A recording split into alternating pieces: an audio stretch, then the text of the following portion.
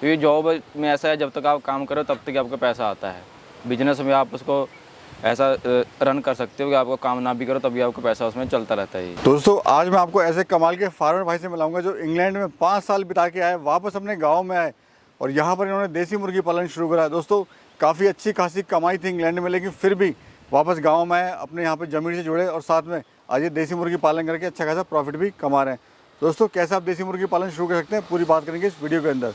तो सर सबसे पहले सत श्री अकाल आपको। सत श्री अकाल जी। कैसे हैं सर? बहुत बढ़िया जी। सर सबसे पहले जो हमारे दर्शक आपको देख रहे हैं, अपना और अपने फार्म का परिचय दीजिए।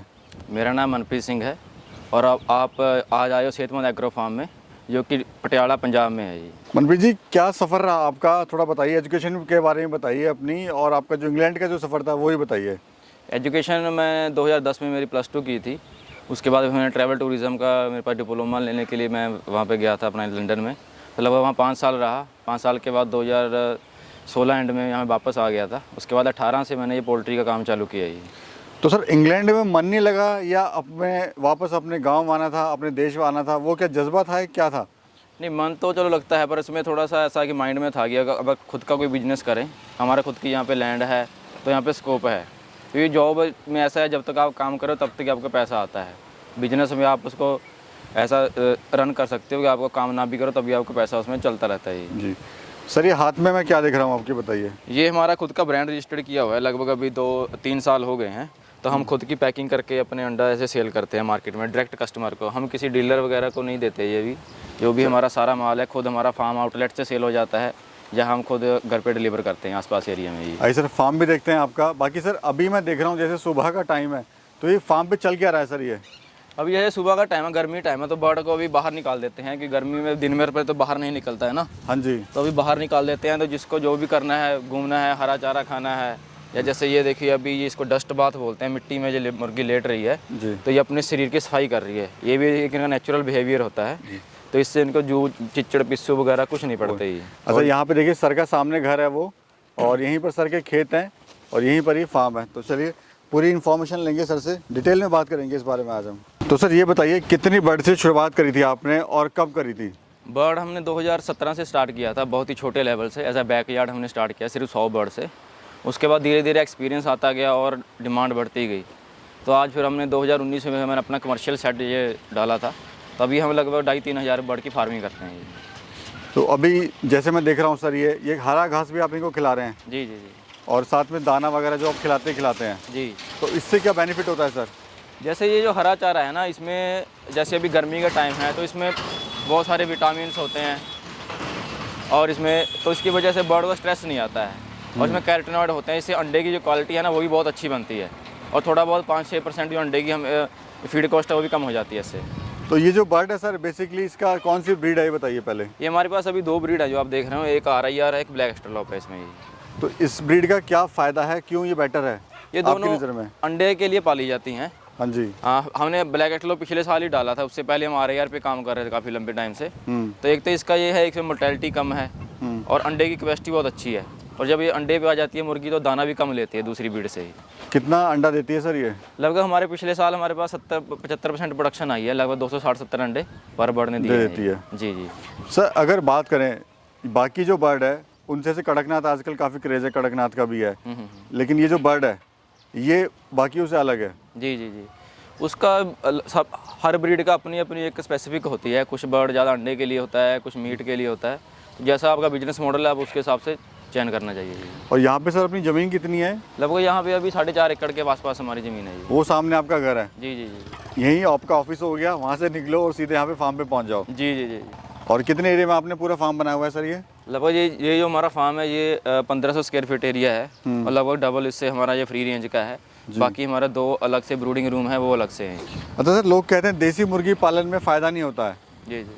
तो क्या आप उनको कहना चाहते हो? नहीं, फ़ायदा तो होता है सब। वैसे पहले तो आपका जो ब्रीड सिलेक्शन है वो सही होनी चाहिए, आपके एरिया के हिसाब से होना चाहिए। ये चीज़ की आपके एरिया में डिमांड है, उसके बाद प्रॉपर मैनेजमेंट के साथ करो। क्योंकि अभी मतलब कुछ लोग ऐसे बोल देते हैं ना भी यार ये सस्ते में काम शुरू हो जाता है, लेकिन अभी इतना इसमें इन्वेस्टमेंट काफ़ी अच्छी खासी लग जाती है। अच्छे मैनेजमेंट के साथ करो तो फिर कोई दिक्कत नहीं आती है। तो ये आपने अंडे के लिए रखे हुए मीट के लिए हैं? नहीं, हमारा मेन काम अंडे का है। तो अंडा किस रेट का आप दे रहे हैं? अंडा जैसे हमारी ये जो छोटी पैकिंग है अपना 6 अंडे की, ये लगभग 75 रुपीज़ की है। ये जो 12 अंडे की है ये 150 की सेल हो जाती है। बड़ी अंडी 30 अंडे की ट्रे है वो 350 की रेट है। तो पर अंडा कितने का पड़ जाता है सर? लगभग छोटी पैकिंग में 12.5 का। हाँ। और बड़ी जो 30 अंडे की होती है उसमें 11 रुपये कुछ पैसे का हो जाता है। तो मार्केट कैसे बनाई है आपने, कहाँ आप सप्लाई कर रहे हो सर? मार्केट तो अभी तो हमारा जैसे हमारा फार्म आउटलेट है तो हमारा यहीं से 60-70% सेल हो जाता है। यहीं पे लोग आते हैं, यहाँ से ले जाते हैं। बाकी खुद का थोड़ा बहुत हम है जो होम डिलीवरी भी करते हैं। सर शुरुआत में तो चैलेंज काफ़ी आए होंगे आपने जब आपने काम शुरू करा था? नहीं, शुरुआत चैलेंज तो हमने छोटे लेवल से शुरू किया था। उसके बाद जैसे जैसे डिमांड बढ़ती गई ना, हम वैसे वैसे बर्ड को बढ़ाते गए। जी। हमारे पास कोई फंड्स की कमी नहीं थी कि हमने एकदम से 2-3 हज़ार डाला नहीं, और हमें एक्सपीरियंस भी आता गया और डिमांड बढ़ती गई। तो जैसे जैसे तो उसके हिसाब से हमें कोई ज़्यादा दिक्कत आई नहीं है। नहीं, जैसे आपको एक्सपीरियंस नहीं था, जैसे कोई फार्म स्टार्ट करता है तो उसको समस्याएं आ सकती हैं, तो उस समस्याओं के बारे में क्या क्या समस्या आ सकती हैं अगर कोई फार्म स्टार्ट करना चाहता है तो? मेन दिक्कत तो ये है कि एक तो प्रॉपर लोग प्लानिंग ही नहीं करते हैं। आप फंड की प्लानिंग नहीं करते, आपका कितना पैसा है। फिर लोग सोचते हैं कि अगर इतना पैसा है तो एक बार बच्चा डाल लिया तो उसके बाद 5-6 महीने इसको खिलाना पड़ता है। क्योंकि कई बार मैंने देखा है लोगों के पास मतलब बाद में खिलाने के लिए पैसा नहीं बचता है, तो वो फिर डीलर जो है उनका शोषण करते हैं, सस्ता दाम बोलते हैं, तो उनको बेचना पड़ जाता है। ये चीज़ है। बाकी उसके बाद मैनेजमेंट का होता है कि इतना अच्छे से पता नहीं होता फीड कैसे डालनी है, कौन सी डालनी है। जैसे अभी आप हरे चारे की बात कर रहे हो, अगर आप इसको ज़रूरत से ज़्यादा डाल दोगे तो भी बड़ बीमार हो जाएगा, क्योंकि खा तो लेगा, इसको कोई दिक्कत नहीं आती है। अच्छा सर, जब आप इंग्लैंड से वापस हिंदुस्तान आए तो लोगों ने मजाक भी उड़ाया होगा कि बंदा देखो वहाँ इंग्लैंड छोड़ के वापस गाँव में आ गया और यहाँ पर देसी मुर्गी पालन शुरू कर दिया, तो मन में सर दुख नहीं रहा होगा कि लोग ताने ही मारते हैं? तो या मन में जज्बा था कि कुछ मुँह तोड़ जवाब देना है उनको, कुछ करके दिखाना है? नहीं, देखो वो हर एक बंदे की अपनी सोच होती है। ये जो बंदा गांव में रहा हो ना, तो उसको गांव के बारे में पता होता है भी यहाँ पे क्या दिक्कत है। तो थोड़ा अगर आप बाहर निकलोगे तो आपको पता चलता है कि जितने ये पहले गांव वाले काम थे वो बड़े बड़े बिजनेसमैन अभी करना शुरू कर दिए, क्योंकि इसमें बहुत अच्छा स्कोप है। अभी लोग ना टेक्नोलॉजी से थोड़ा दूर होके वापस आ रहे हैं, क्योंकि अगर आप लॉकडाउन में देखा बाकी सारे काम बंद थे, सिर्फ खाने का काम, खेती बाड़ी का या जो एनिमल का प्रोडक्ट यही चल रहा था। तो ये चीज़ है। बाकी लोगों ने मजाक तो करते रहते हैं, उसमें कोई दिक्कत वाली बात नहीं है। आइए सर अंदर चलते हैं। बाकी बताइए प्रॉफिट आप कितना ले लेते हैं? प्रॉफिट लगभग नेट मार्जिन जो होता है ना, इसमें 25 से 30% नेट मार्जिन आ जाता है ये। तो ऑल ओवर कितना हो ले लेते हैं सर अभी? ऑल ओवर वो तो सेल अभी प्रोडक्शन पे डिपेंड है। अभी तो हमारे पास बर्ड कम है, 500 ही बर्ड है लगभग। पहले सीजन में हमारे पास 700-800। खुश हैं अपने काम से? हाँ, बहुत खुश हैं ये। तो भैया दिखाते हैं, सर का फार्म भी है। तो ये सर कितने एरिया में बनाया हुआ है आपने, क्या हाइट और लेंथ वगैरह है इसकी? ये 25 बाय 60 का है ही।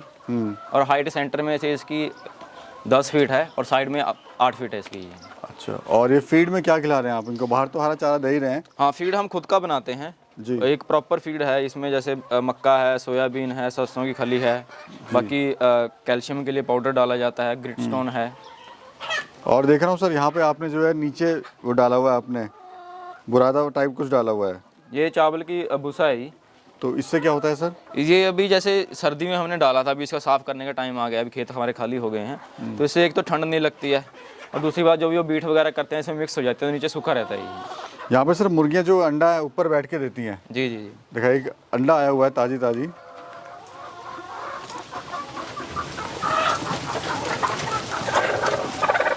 देखिए यहाँ पर एक ये अंडा दिया हुआ है। अगर सर इनकी बात करें पर मुर्गी फीड कॉस्ट क्या आती है? Feed cost day? Per day अभी लगभग, जैसे अभी गर्मी है तो लगभग ये 110 ग्राम के आसपास फीड खा रही है। तो अभी फीड जो हमें लगभग 29 रुपये पड़ जाती है जी कर के जी। अगर सर 500 बर्ड से शुरू करना चाहे अपना काम तो कितना खर्चा आएगा और मिनिमम इससे मुनाफा कितना ले सकता है वो? देखो मुनाफा तो वो तो ब्रीड के हिसाब से, मीठा काम करना चाहते हो या अंडे काम करना चाहते हो, तो हर ब्रीड की अपनी अपनी कैपेसिटी होती है अंडा देने की। बाकी खर्चा ऐसा है कि अगर आप अंडे के लिए काम करना चाहते हो लगभग 300 रुपये कम से कम मान के चलो आपका बर्ड तैयार होता है आज के टाइम में। कितने दिन में? 5 महीने में अंडे के लिए अंडे आना चालू हो जाता है। वो भी अगर आपकी अच्छी मैनेजमेंट है, अगर आप मोर्टेलिटी ज़्यादा हो गई तो आपका खर्च बढ़ भी जाएगा ही। और सर ट्रेनिंग वगैरह जो ली आपने कहीं पे ली है या? जी जी, ट्रेनिंग मैंने जब सबसे छोटा काम मैंने शुरू किया था उससे पहले मैंने ट्रेनिंग ली थी, जो KVK होता है किसान केंद्र वहाँ पे सरकारी, तो वहाँ से मैंने ट्रेनिंग ली थी। उसके बाद चालू किया, उसके बाद फिर 2 साल के बाद फिर मैंने एडवांस ट्रेनिंग CPDO है चंडीगढ़, वहाँ से ली ट्रेनिंग। तो मैं अभी भी मैं जो सीखता रहता हूँ, नए आर्टिकल पढ़ता रहता हूँ, जो अपना आते हैं रिसर्च चलती रहती हैं, वो चीज़ है। तो सर काम कैसा है कुल मिला के बताइए? काम तो बहुत बढ़िया है। अगर आप खेती के साथ कर रहे हो खुद का आपके पास ज़मीन है, तो बहुत बढ़िया काम है ये। हाँ सर, देखा है कि लोग जो है शहर जा रहे हैं 10 से 15 हज़ार की 20 हज़ार की नौकरी के धक्के खा रहे हैं, तो उन भाइयों के लिए आप क्या कहना चाहते हो? नहीं, 10-20 हज़ार से तो ये बहुत ही अच्छा काम है। हो सकता है कि पहले आपको चैलेंजेस आएँ, क्योंकि कुछ लोग जॉब छोड़ के चालू करते हैं, तो इसमें क्या होता है, थोड़ा टाइम लगता है रिटर्न आने में। और एक आपका हो नहीं सकता है कि हर महीने इतना ही आए, क्योंकि वो मार्केट पे डिपेंड रहता है, फीड का रेट क्या चल रहा है, प्रोडक्शन आपकी क्या आ रही है। तो धीरे धीरे आप साल 2 साल में इसमें स्टेबल हो जाते हैं। पर ऐसा है कि लोग शुरू करते हैं, वो पहले साल में अगर अच्छा ना हुआ तो वो छोड़ जाते हैं। पर ये बिजनेस है, इसमें आपको टाइम लगेगा ही। देखिए बिजनेस अच्छा है, थोड़ा सा समय देना पड़ेगा इसमें। जी जी जी जी। तो सर कितना समय आपको देना पड़ता है फार्म पे? नहीं, फार्म पे तो लगभग अभी तो हमारा मैनेजमेंट के हिसाब से है। अभी तो जैसे लगभग आधा घंटा आप सुबह मान लो, उसके बाद फिर तो दिन भर में अंडा उठाने का काम रह जाता है जी। आधा घंटा शाम के टाइम में है, क्योंकि हमारा ऑटोमेटिक है पानी वगैरह, तो इतना ज़्यादा कोई दिक्कत नहीं आती इसमें। बीमारी वगैरह की बात करें सर, क्या क्या बीमारी आती है इनमें? बीमारी तो वो तो आपके मैनेजमेंट पे आ जाती है, वही बात आ जाती है ना। अगर आपके पास जगह कम है, बर्ड आपने ज़्यादा डाल दिए, लालच कर लिया, तो फिर तो बहुत सारी बीमारी आ जाती है। बर्ड छोटे बड़े हो जाते हैं, खाने के अगर बर्तन नहीं सही हैं तो वो आ जाती है। वैसे कोई खास बीमारी नहीं है, वो सारा आपके डिपेंड है कि मैनेजमेंट कैसी है इसमें। दूसरा एक बड़ा इंपॉर्टेंट सवाल है सर, फार्म क्यों बंद हो जाते हैं, या कहाँ पे चूक होती है, कहाँ पे गलती होती है जिससे फार्मर भाई को नुकसान होता है? उस पर कई सारे फैक्टर हैं ये फार्म बंद होने का। पहले तो इसका ऐसा है कि लोग अपना मार्केट सर्च नहीं करते हैं, क्योंकि जब आप छोटे लेवल पे शुरू करते हैं ना, तो आपको आसपास में ही बेचना होता है। तो आपको देखना पड़ता है कि आपके आसपास में क्या रेट चल रहा है उसका, और आप उसके क्या बेचोगे। दूसरी बात, ब्रीड की सिलेक्शन सही नहीं होती है, जो आपके एरिया में चलती है वो लोग नहीं लेते हैं, इधर उधर का देख के चालू कर लेते हैं जी। और तीसरा फेल होने का कारण कुछ हैचरी वाले भी होते हैं ना, जैसे मतलब कि बर्ड की क्वालिटी अच्छी नहीं देते फार्मर को, तो मतलब उसके वजह से फार्मर की मोर्टेलिटी हो जाती है। जहाँ जो बर्ड अंडे के लिए काम करे उसका प्रोडक्शन पे टाइम पे नहीं आता, या उसका जो FCR होता है अगर मीट के लिए कर रहे हैं तो वो ज़्यादा दाना खा जाता है, उतना तैयार नहीं होता है। जी जी। तो वो है मतलब काफ़ी सारे फैक्टर हैं, अगर पूरा मैनेजमेंट के साथ और प्लानिंग के साथ काम करते हैं तो काम बुरा नहीं है। नहीं, वो कोई दिक्कत नहीं आती फिर ये। चलिए, क्या कहना चाहते हैं सर हमारे दर्शकों को आप? दर्शकों को ये कहना चाहते हैं, अगर जो फार्मर है उसको करना चाहिए, और जो कस्टमर है ना, उनको भी अपने लोकल फार्मर को सपोर्ट करना चाहिए, क्योंकि एक तो आपको वो फ्रेश अच्छी चीज़ देता है करके। अगर आप कहीं दूर से लेके आते हो, वो क्या खिला रहा है क्या नहीं खिला रहा है, तो वो उसको भी कस्टमर, अभी हमारे पास जो कस्टमर आते हैं वो हमारे फार्म पे आके विजिट करते हैं, देखते हैं हम क्या खिला रहे हैं, कैसा हम अंडा पैदा करके दे रहे हैं। क्योंकि मार्केट में अभी चलो इंटरनेट पे बहुत सारी अफवाहें होती हैं, ये नकली अंडे आ गए हैं, ये इंजेक्शन लगा दिया, वैसा लगा दिया। तो हम कस्टमर को बोलते हैं आप आ जाओ, आप दिन भर रहो, देखो अभी कौन सा इंजेक्शन लगा है, क्या कब लगा है, कैसे अंडा दिया है ये। चलिए, बहुत बहुत धन्यवाद सर आपका। ठीक है सर, धन्यवाद।